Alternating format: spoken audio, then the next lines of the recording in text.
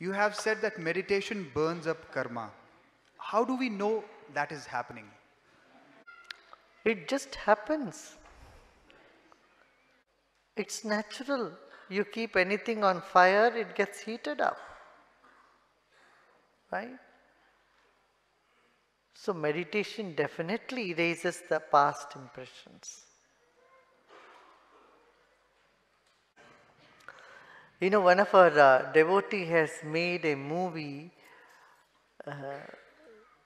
It is nice. We will show it a little later tonight for you. Just 12 minutes of it. And it says how this entire universe is nothing but space. What we consider matter simply does not exist. You know, Dr. Dur, who is one of the greatest scientists of today of quantum physics, he told me something very beautiful. He said, you know, Guruji, 35 years I've been teaching, I'm studying, doing research on matter only to know it doesn't exist. He says, now I know it doesn't exist and I've been studying that thing that doesn't exist at all.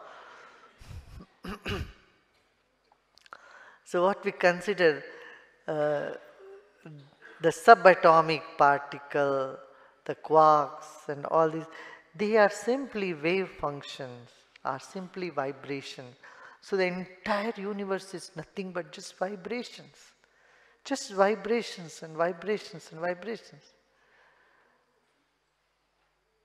And that's what the Vedas have said, declared from thousands of years ago. They said the universe is nothing but an impulse of knowledge and vibrations.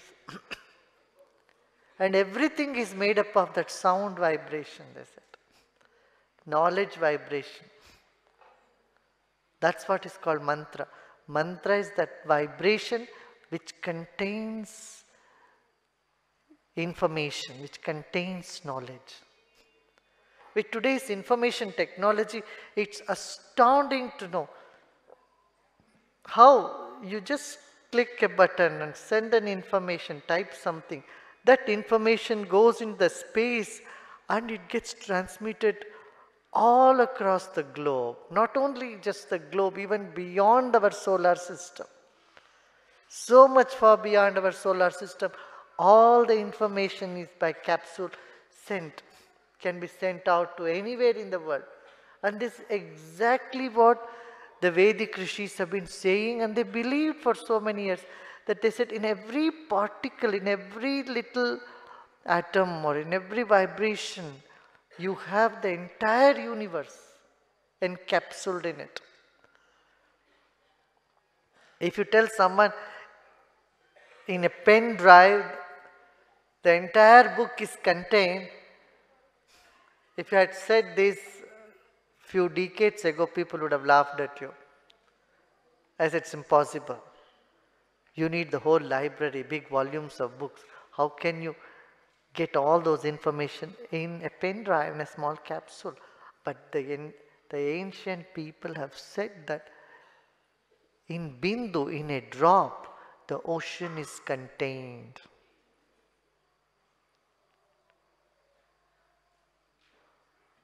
Said in one ray, the entire cosmos is contained. Similarly, in one human soul, spirit, the vast infinity is contained. The Paramatma, the divinity, the unfathomable space is contained in the individual self, our soul. So it is amazing that they said Gyan Ghan means every spot of the creation is concentrated with information, with knowledge. Knowledge and wisdom is contained in every particle of this universe, in totality. So that's why I said every particle is total in this universe. So we are made up of some 50 trillion particles, and each particle is complete you. Each particle contains all the information in the universe. Isn't that amazing? Each human body, each human DNA contains all other species of the universe. That means in one human DNA, you can create any animal, any species of this universe. An elephant can be created out of your DNA, or a scorpio, a butterfly, or a dinosaur. Anything could be created from yourself. That means every little particle in the universe contains all information. And this is what the ancient seers said,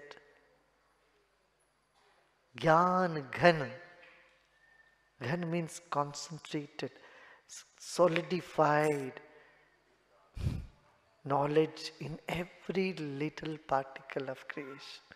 And that's what our consciousness is. Ananda Ghan, it's concentrated bliss, and it is consolidated knowledge. And that is what our consciousness is. It's so amazing, isn't it? Isn't it so amazing? It's thrilling to know that, yeah, the universe, what we see as an empty space around us is really not empty, but filled with bliss and knowledge.